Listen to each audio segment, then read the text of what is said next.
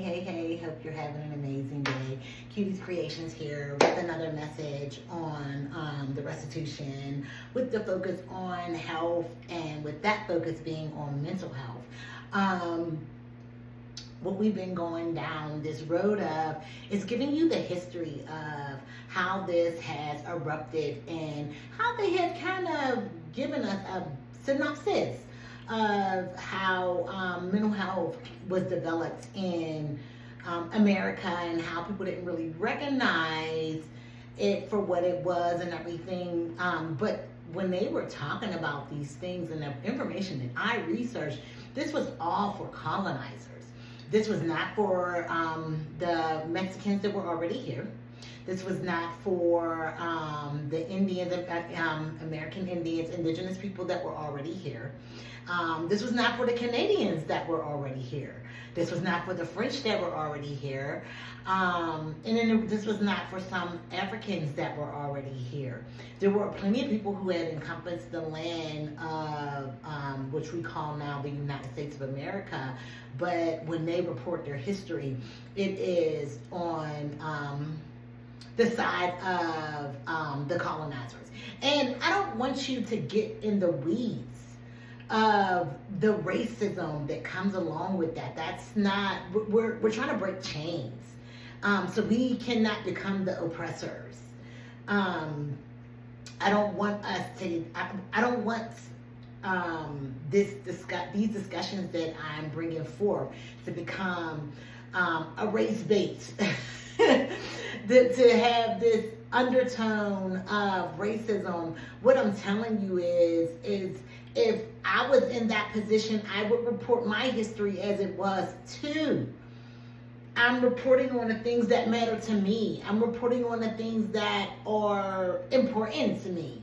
So if I had a chance to be able to do what they did, I would have most likely had the same skewed viewpoint because of the fact that it was what they cared about. It was their history. And I'm not knocking them for reporting on their history. I am here to just give you the information. Make sure you know as much as possible and then put in our history in that and what the effects of this trauma that we had been birthed into so early on has now affected us in present day. This is not for, because like when I was younger, my parents would have us watch things like Roots and Rosewood and just all these different things that would trigger hate in us. And I don't think that was their idea of it. I think they were trying to give us the history because we didn't know. I think that, but they didn't. Neither one of them educated us because they had very low education, so they didn't come behind it with an explanation. So we were left to deduce it from the world around us, and the information we gathered was very little ourselves because we were just kids. So as I got older, of course, I became more curious about these subjects and started to do my own research and everything. But that research was still skewed towards a certain thing because of what the introduction was. So I was looking for more hateful things. I wasn't looking for those bright spots. I didn't learn those bright spots until I got into politics, and politics chose me. I was going to school to either be a doctor or be a teacher. I started off going to school for medicine, and then I seen my first dead body, which was my Godiva to work on, and I said, I know. I was like, I don't really want to, even though I wasn't going to school for morticians or anything like that, but you're going to come across patients that pass away, and I really didn't want that for myself. It's a very traumatic experience for me. So I switched up and I went into education. Now, this is where it got me into politics because education is funded by our politics. And I was always wondering, like, well, why do teachers make this much? And why are they teaching these curriculums like this? And why is it public school is really for us? And I'm gonna expound on that because we aren't the majority in this country or anything. So there are more people that are in that are colonizer in rural areas that are receiving public education than we are. But the whole, if you remember what I said about education, public education, it was there to educate you to be a worker. When we started educating people outside of slavery, we wasn't teaching them the Bible and everything because they wasn't teaching us how to read and write. We wasn't teaching people how to become better slaves. We were teaching them how to elevate themselves out of slavery. And that's when they got their hands on it because they couldn't really stop it, and then they couldn't stop slavery. So they said, okay, we're going to give it to you, but we're going to give it to you in a way. And the same with the poor white. Because people who had money, they didn't send their kids to public schools. This was a new age thing once politics got a hold of it and they started making it popular to be coming from a public school and everything. So they would send their kids there to one of the best ones and everything. But public school was looked down upon by what people would consider to be your upper middle class and your rich people. So they didn't send their kids to that because it made you in the mind of a worker. So who did you think that this public school was for? You just, I'll wait. Once they got rid of slavery and indentured servants, the public school system was to push out more of that. They stopped at middle schools and seeing that they needed workers and they wasn't framing their minds long enough, so they put them and put out their high school. So you got to know the history of it to know where it comes from and how these things come about. But we're not on education today, we are on mental health.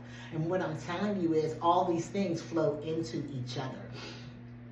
When they started working on us very young.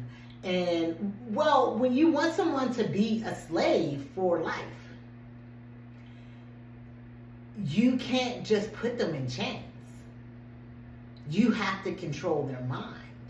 So they control what we ate, so they controlled our mind. They controlled our environment, so they controlled our mind. They controlled what we read and spoke and everything, because remember, we didn't speak the language, so we didn't know how to communicate with them for years, and they forced that upon us. Well, like I said, I don't want to get into the weeds of the racism of it all, because we wouldn't be here today. I know that a lot of people look at it and be like, how could you be happy for that and everything? I'm not saying it's a happiness. What I'm telling you is that we have arrived, that we have built out this country and now we deserve better.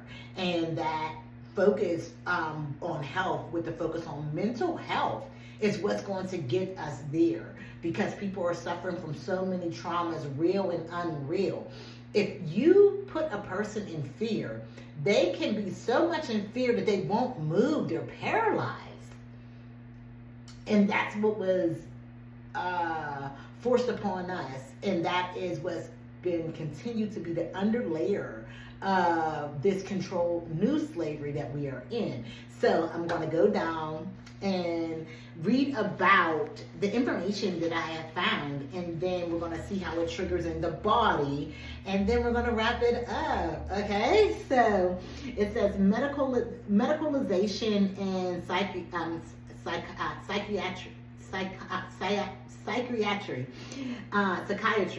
By the mid-20th century, mental health became increasingly medicalized. They discovered the discovery of psychiatric medications such as antipsychotics, i.e. chlorpromazine, in the 1950s revolutionized treatment. psychiatry gained legitimacy as a medical field, though institutional care remained the norm, often with mixed results. So this affects the effects of mental health can affect your cardiovascular, and this is what we're talking about, the cardiovascular effects. Long-term stress, anxiety, or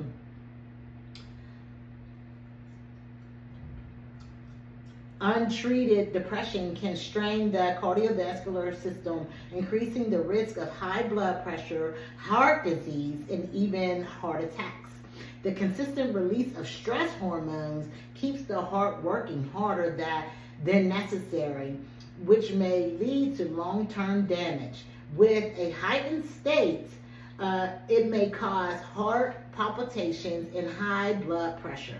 This triggers arterial inflammation, plaque buildup, and higher risk of hypertension, heart disease, and stroke. The stress hormones that are developed due to depression and anxiety may cause poor sleep and reduce physical activity.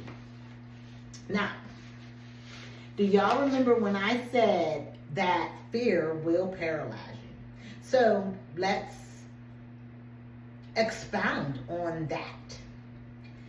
When you are in a place of fear, when you are in fight or flight, and remember, this is where we have been for years and generations, cycles upon cycles, fear in this, fear of the cops, fear of the race, fear of all these different things that may not happen, but they have our minds. So now we're going about our day to day. We're not eating the best because the food that was introduced to us isn't the best. And maybe you start eating really good for yourself. Like my brother, I love him. Hey, Abdul. Vegan Kings. He is a vegan. And he said that a lot of it had to do with, God speaking to him about going vegan. And that he had to start to change his mindset too, because he didn't realize he was under so much stress. And that was the root cause of all of it. The food, yes, you have to change your eating habits. None of that stuff is going to matter. If you change your mind and don't change your eating habits, you're putting yourself behind the eight ball. But if you're not changing your mind and you change your eating habits, you're putting yourself behind the eight ball. These things go hand in hand. And America has had the research to know that these things go hand in hand. And when they found out what that was, they made treatment so expensive that we wouldn't afford it. So they can continue to control our minds. If you go into the store, any store, anything that's healthy for you is expensive. Anything that isn't healthy for you is cheap.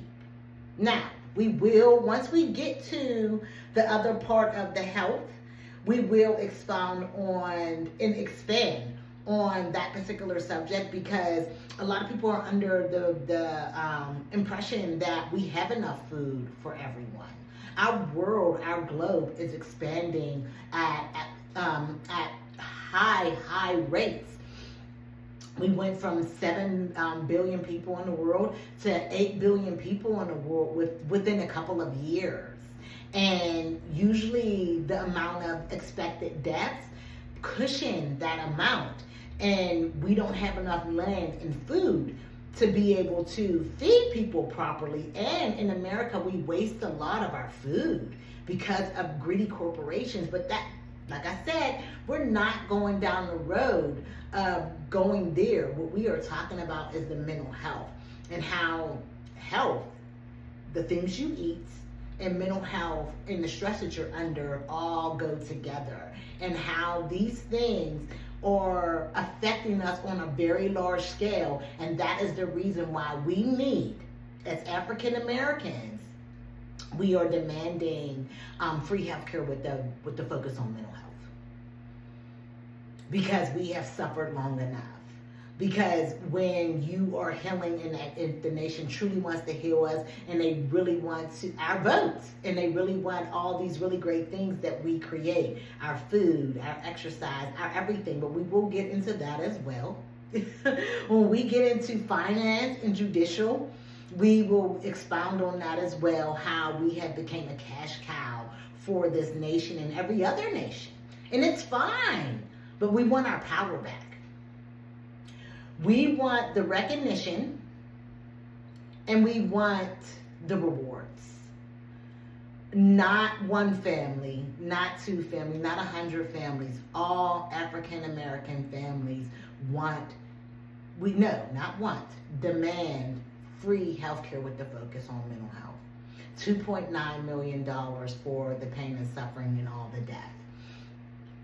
We want free education, because with knowledge we grow more powerful. And we want judicial reform, so we don't have laws that will put us in jail and put us back into slavery. And we want financial literacy, so we can know what to do with that $2.9 million and all this growth that we have in all those other areas. We have come to a point in this new world that we have created that we sit outside of that, and we are used in a way that is just completely egregious, and we're here to take our power back. So please let me know what you thought of this. Like, share, comment down below and let me know. And thank you so much for your time and energy. I truly appreciate you guys. And have an amazing day.